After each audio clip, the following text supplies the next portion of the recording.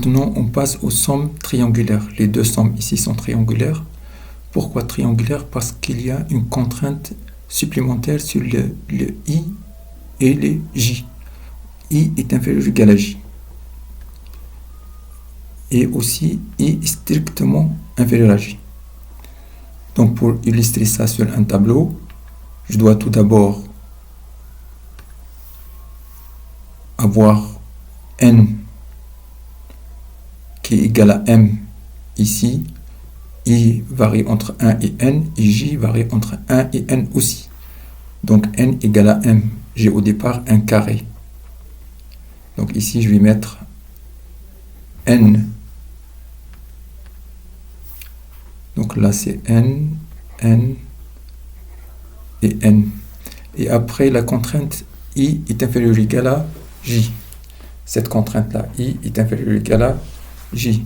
Donc j'enlève tous les éléments U et J qui ne respectent pas cette condition-là. Donc là, j'ai 2 qui est supérieur à 1. Il n'est pas inférieur, donc j'enlève.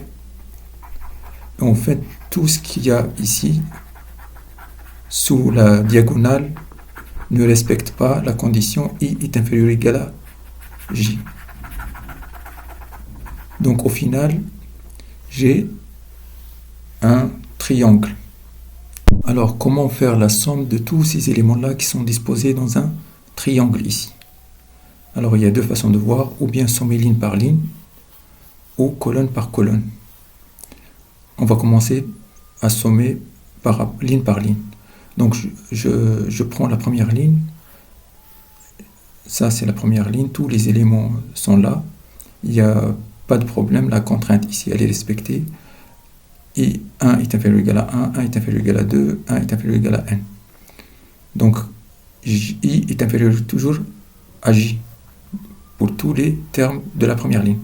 Par contre, dans la deuxième ligne, il faut commencer à partir de 2, parce que I égale à 2. Il faut commencer J à partir de I. Jusqu'à 2n. Après 3, la troisième ligne, il faut commencer à partir de J égale à 3. Donc U3, 3 et ainsi de suite. C'est-à-dire je commence à chaque fois à partir de J égale à I. Jusqu'à la fin, j'aurai qu'un seul terme ici. Et donc comment on va noter cette somme-là? On a ce qui est entre parenthèses ici. Je le note somme de U, I, J, mais le J, il varie de I jusqu'à N. Le J ici, il varie de I jusqu'à N. Et après, je somme par rapport à I. I lui varie entre 1 jusqu'à N. Donc, je peux voir ça comme ça.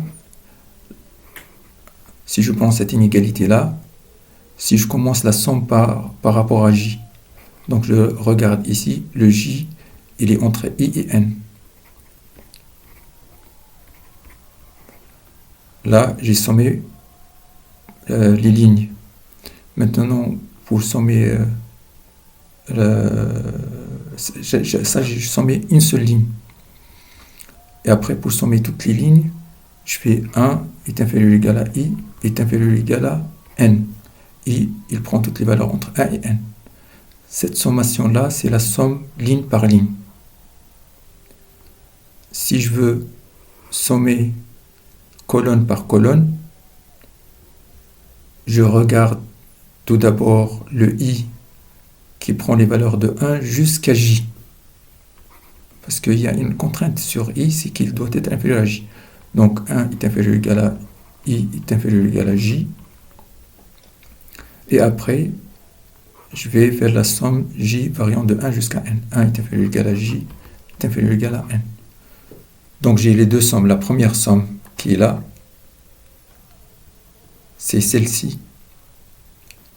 C'est la sommation qui commence par rapport à J. Après la sommation par rapport à I, c'est celle-ci.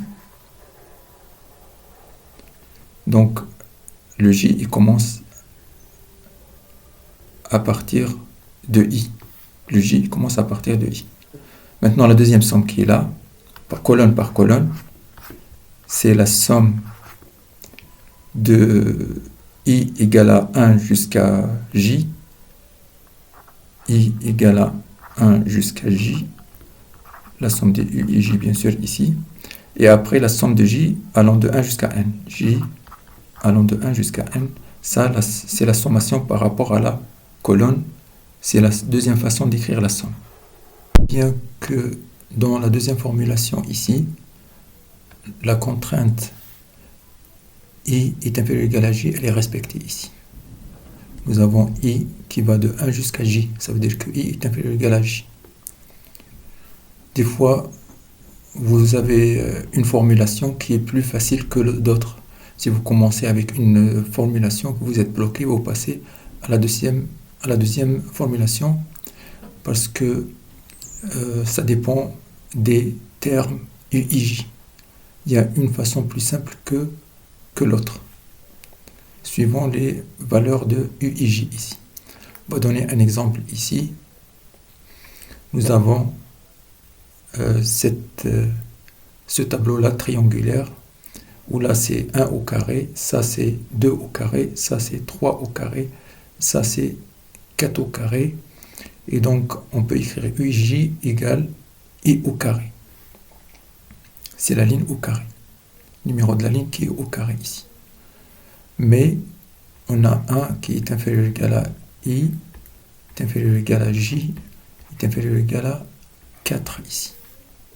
Donc c'est ça la contrainte, c'est que I varie entre 1 et 4 et J varie entre I et 4. Donc on va commencer, donc la somme de 1 est inférieure ou égal à I, est inférieure ou égal à J, est inférieure ou égal à 4 de I au carré. C'est comme ça qu'on va décrire cette somme-là, la somme de tous les éléments du triangle ici. Donc on va commencer par sommer par rapport à J. Donc on a dit que J égale à I jusqu'à 4 de I au carré. Et après on va sommer par rapport à I. I allant de 1 jusqu'à 4. I allant de 1 jusqu'à 4. On va mettre des parenthèses comme ça. Donc, j'écris la première somme I égale à 1 jusqu'à 4. Ce qui est entre parenthèses, il ne dépend pas, l'indice ne dépend pas de J. Ici, il n'y a pas J. C'est-à-dire que I au carré, c'est une constante, je peux la faire sortir. Donc, c'est I au carré, somme des 1, entre J égale à 1 jusqu'à 4. Alors, la somme des 1 entre 1 et 4, entre I et 4 ici, pardon, ça c'est I et 4. C'est 4 moins I plus 1. Quand vous avez une somme comme ça, somme de K égale à P jusqu'à N des 1, ça donne juste le nombre de termes ici. Le nombre de termes, c'est la borne supérieure moins la borne inférieure plus 1. N moins P plus 1. N moins P plus 1. Donc 4 moins I plus 1. Ça donne 5 plus I. I égale à 1 jusqu'à 4 de I au carré. Ici, fois, on a dit 4 moins I plus 1, ça fait 5 moins I. Maintenant, je développe ici. Et j'utilise la linéarité de la somme. Donc, c'est I égale à 1 jusqu'à 4. 5I au carré moins somme I au cube. Parce que I au carré fois I, ça donne I au cube. Donc, I allant aussi de 1 jusqu'à N. Et donc, cette somme-là, je peux sortir le 5 ici. Et la somme des carrés, c'est quoi? C'est N fois N plus 1. N, c'est 4. Fois 2N, c'est 8 plus 1. Divisé par 6.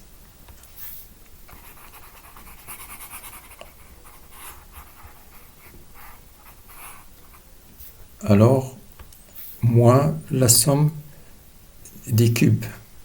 On a ici, on a dit N, ici c'est 4 ensemble. On a N qui vaut 4. Alors, moins la somme de i égale à 1 jusqu'à 4 de i au cube. C'est quoi? C'est n fois n plus 1 sur 2 au carré. Donc, c'est 4 fois 4 plus 1 sur 2, le tout au carré. Les sommes des carrés et les sommes des cubes sont des formules qui sont normalement connues. La somme des carrés, c'est n fois n plus 1 fois 2n plus 1 sur 6. Et la somme des cubes, c'est n fois n plus 1 divisé par 2 au carré. Alors, ce calcul nous donne, alors 4 divisé par 2, ça donne 2. 4 plus 1, ça fait 5. 2 fois 5, ça fait 10. 10 au carré, ça fait 100. Donc ici, moins 100. Ici, on a 9. Et là, c'est 6. Donc, il reste ici 3. Et là, il reste 2. Donc, j'efface ici, je mets 2. Et là, il reste 3. Après, 4 et 2, ça donne ici 2. Donc, il reste 5 fois 2. C'est 10 fois 5. 10 fois 5, ça fait 150. Donc, égale 150 moins 100 égale à 50. Donc, la somme, c'est 50. On va vérifier si c'est bien 50. Alors, j'ai la première ligne, c'est 4. La deuxième ligne, 4 plus 4 plus 4, ça fait 12. La troisième ligne, c'est 9 plus 9, ça fait 18. Et la quatrième ligne, c'est 16. Donc, je fais 16 plus 4, ça fait 20. Et 12 plus 18, ça fait plus 30. Et 20 plus 30, ça fait bien 50. Ici, on a trouvé que c'était 50. Vous essayez en utilisant la deuxième formulation ici, c'est-à-dire vous commencez par rapport à i, après vous continuez avec j. Vous allez voir que c'est un peu plus difficile, que la somme, ça va être un peu plus compliqué à faire.